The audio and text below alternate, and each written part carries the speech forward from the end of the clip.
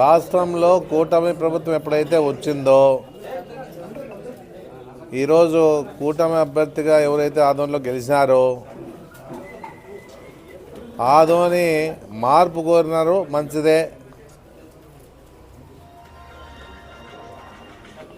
అదే కాకుండా ఆదోనిలో మార్పు జరుగుతూనే ఉంది. ఇప్పటికి ప్రజలంతా ఈ మార్పు కోరలే, ఆదోని విషయంలో మార్పు కావాలనుకున్నారు. మార్పు విషయంలో కూడా ప్రజలు ఓటేసి గెలిపించినారు. ఇది కూడా ఆలోచించాలి ప్రజలు అని చెప్పేసి నేను కోరుతా ఉన్నాను. ఇంత అధ్వాన్నంగా దోపిడీ జరుగుతూ ఉందనేది కూడా ఆదోనిలో ఎప్పుడూ జరగలే.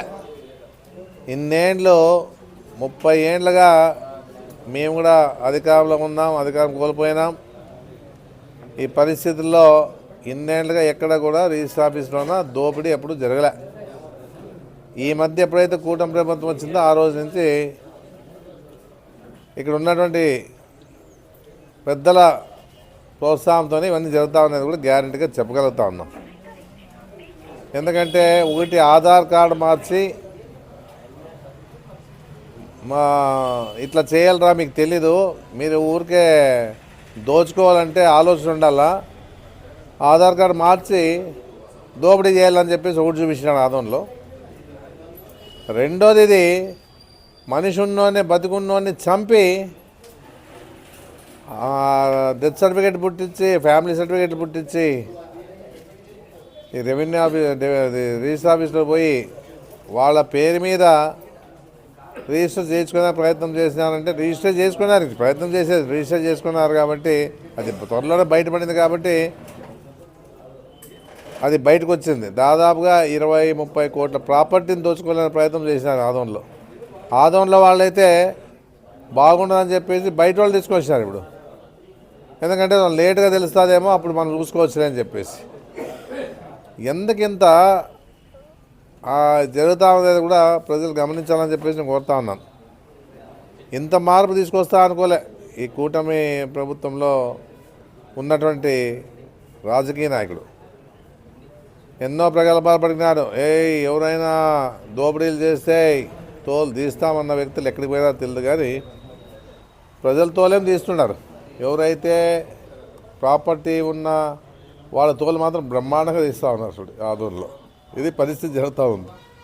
రిజిస్ట్రార్ కూడా తెలివి ఉందా లేదో అర్థం లేదు, కానీ అన్నీ ఉన్నోళ్ళకి న్యాయం జరగదు. ఇక్కడ అన్నీ ఉన్నోళ్ళకి న్యాయం జరగదు, కానీ ఏమీ లేని వాళ్ళకి మాత్రం ఇమ్మీడియట్గా రిజిస్ట్రేషన్ అయిపోతాయి. ఇప్పుడు ఎవరు బలిపశు అయింది? ఎవరు? రిజిస్ట్రార్.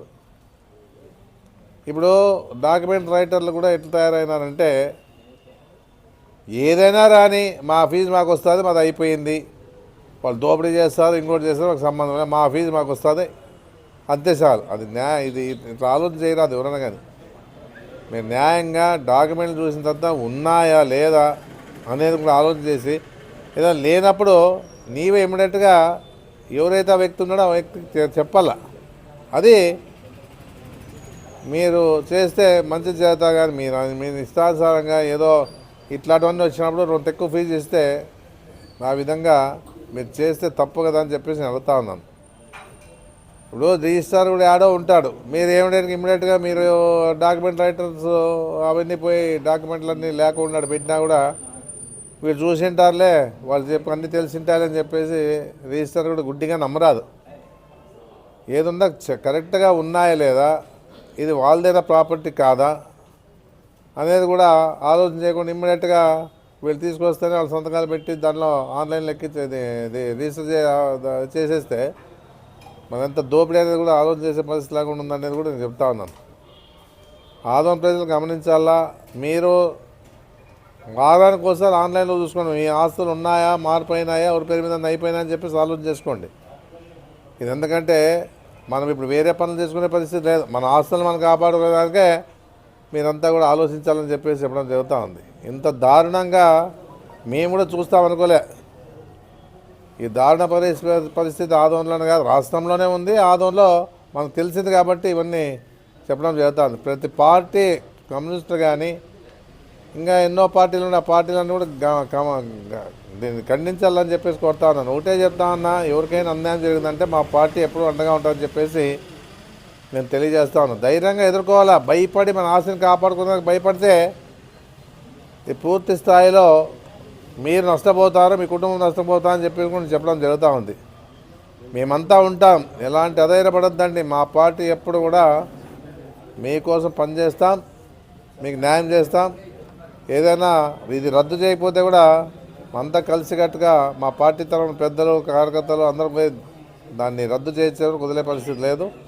ఏదన్నా న్యాయం జరగాలి, ఆ పార్టీకి న్యాయం జరగాలని చెప్పేసి నేను కోరుతా ఉన్నాను.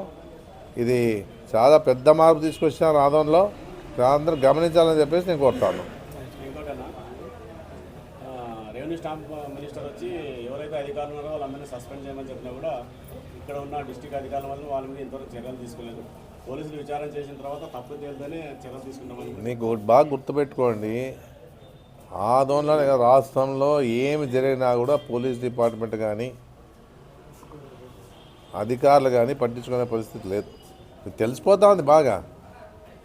అధికారం వచ్చినప్పటి నుంచి ఏ విధంగా రాష్ట్రంలో ఉన్నటువంటి మిగతా పార్టీ వాళ్ళని, అంటే మా పార్టీ ముఖ్యంగా మా పార్టీని దృష్టిలో పెట్టుకున్నారు. ఎవరైతే వైఎస్ఆర్సీపీ పార్టీ అంటారో వాళ్ళకి అన్ని విధాలుగా న్యాయం జరిగే పరిస్థితి లేదు. ఎవరు పట్టించుకునే పరిస్థితే లేదు, న్యాయం జరిగే పరిస్థితి లేదు. జగన్మోహన్ రెడ్డి ప్రభుత్వంలో ఎప్పుడు కూడా ఇట్లా జరగలేదు. ఏదైనా జరిగింటే ఇమ్మీడియట్గా స్పందించే పరిస్థితి ఉండేది. ఇలాంటి సమస్య ఇప్పుడు వస్తూ ఉంది కానీ ఎప్పుడు లేదు. ఏదన్నా కూడా జగన్మోహన్ రెడ్డి న్యాయం కోసమే నిలబడినాడని కూడా అందరికీ తెలుసు. ఆయన తరపున మేము కూడా ఎక్కడ కూడా ఏది కూడా అన్యాయంగా ఆదంలో ఎప్పుడు ఏమి చేయలేదు, ఏది జరగలేదు మా మీద. ఎందుకంటే ఏదైనా కానీ ఇమ్మీడియట్గా అబద్ధాలని నమ్ముతారు ప్రజలు. చేసినాడా లేదని చెప్పేసి ఆలోచించే పరిస్థితి కూడా లేదు. ఏదో జరిగిందంటేనే ఇమ్మీడియట్గా అవునా